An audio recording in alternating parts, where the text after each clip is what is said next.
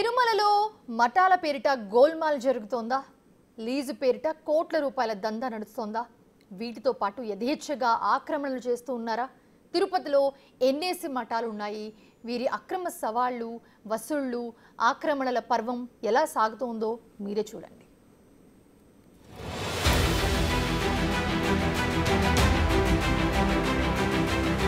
అఖిలాండ కోటి బ్రహ్మాండ నాయకుడైన శ్రీవారు గురువారం పూట కళ్ళు తెరుస్తారని అంటారు.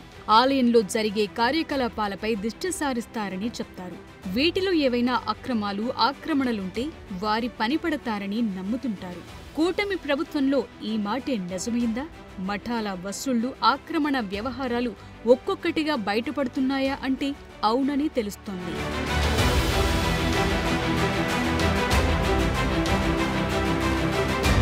తిరుమలలో 30 మఠాల వరకు ఉన్నాయి. వీటిలో విశాఖ స్వరూపానందేంద్ర శారదా పీఠం ఆక్రమణల పర్వం తెలిసిందే. ఈ పీఠానికి 5,000 చదరపు అడుగుల స్థలం మాత్రమే కేటాయించగా వీరు ఏకంగా 19,990 అడుగుల మేర ఆక్రమించేశారు. అక్రమ కట్టడాలు నిర్మించారు. తనకున్న రాజకీయ పలుకుబడితో తిరుమలలో స్వరూపానంద ఆడింది ఆట, పాడింది పాటగా సాగిందని అంటారు.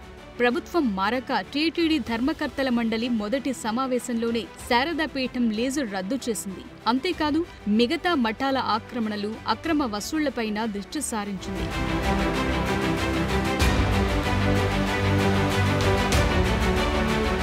తిరుమలలోని మెజార్టీ మఠాల్లో ఇచ్చిన స్థలానికన్నా మించి కట్టినవే ఎక్కువ.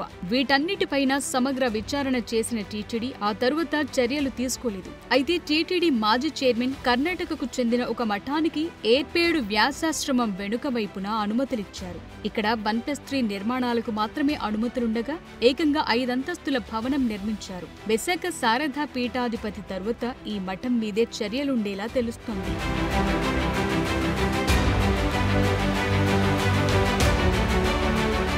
అంతేకాదు మఠాల వ్యవహారంలో లీజుకు సంబంధించి పలు వివాదాలు కూడా ఉన్నాయి. వీటన్నిటిపైన టీటీడీ ఉన్నతాధికారులతో కూడిన విచారణ కమిటీని ఏర్పాటు చేశారు. Deputy EO, engineering chief, vigilance wing, health officer, 5 మఠాలకు సంబంధించిన నిపుణులు ఈ కమిటీలో ఉంటారు. వీరిచ్చే నివేదికల ఆధారంగా టీటీడీ మఠాల అద్దెతో పాటు కళ్యాణాల అద్దెలను సైతం నిర్ణయించనున్నారు.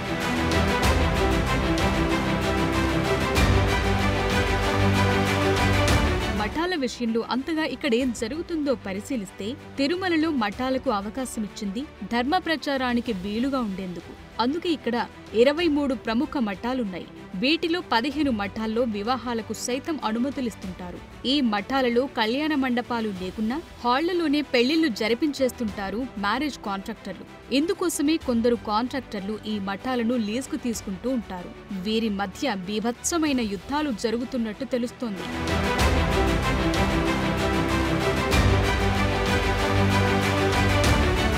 గతంలో వైసీపీ నాయకులు కొందరు మఠాలను ఇలాగే లీజుకు తీసుకున్నారు. ఈ పంచాయతీలు పోలీస్ స్టేషన్ల వరకు వెళ్లాయంటే పరిస్థితేంటో అర్థం చేసుకోవచ్చు.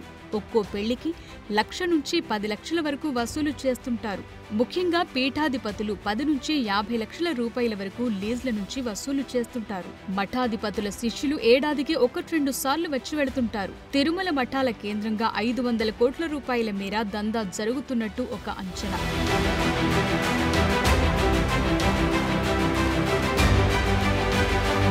మరోవైపు ఒక్కో గది అద్దె కూడా భారీగానే వసూలు చేస్తుంటారట. వేసవి కాలంలో అయితే ఒక్కో గది అద్దె 5,000 వరకు పలుకుతుందట. అది కూడా పెద్ద స్థాయిలో రికమెండేషన్ ఉంటేనే ఇస్తారట.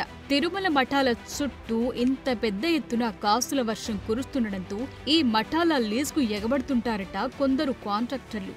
ఒక్కో లీజుదారుడు 2 నుంచి 5 వరకు మఠాలను లీజుకు తీసుకుని లక్షల్లో వసూలు సాగిస్తున్నారట. వీరికి రాజకీయ పలుకుబడి సైతం బలంగా ఉండడంతో ఒక రేంజ్లో చక్రం తిప్పుతుంటారట. పోలీసుల సహకారం కూడా తీసుకుంటారట. టీటీడీలో పాతుకుపోయిన సీనియర్ ఉద్యోగుల సహకారం ఎందుకు అదనంగా తెలుస్తోంది.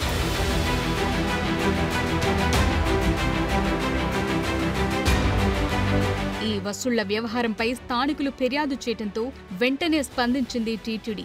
5గురితో కూడిన కమిటీ వేసింది. కమిటీ ఏర్పాటు చేసిన ధరలే ఇకపై గదులు, కళ్యాణ అద్దెలకు వసూలు చేసేలా చర్యలు తీసుకోనున్నారు. అదేవిధంగా మఠాలను లీజుకు తీసుకున్న వారి వివరాలను సైతం రికార్డ్ చేయనున్నారు. మేనేజర్ పేరిట లీజుదారులు ఈ తతంగమంతా నడుపుతున్నట్టుగా తెలుస్తోంది. వీరందరి వివరాలను సేకరించి అనర్హులైన వారెవరైనా ఉంటే వెంటనే తొలగించేందుకు రంగం సిద్ధం చేస్తోంది టీటీడీ. ఇకనైనా శ్రీవారి ప్రాంగణంలో అక్రమ వసూళ్లు, ఆక్రమణల వ్యవహారం కంట్రోల్లోకి రావాలని ఆశిద్దాం.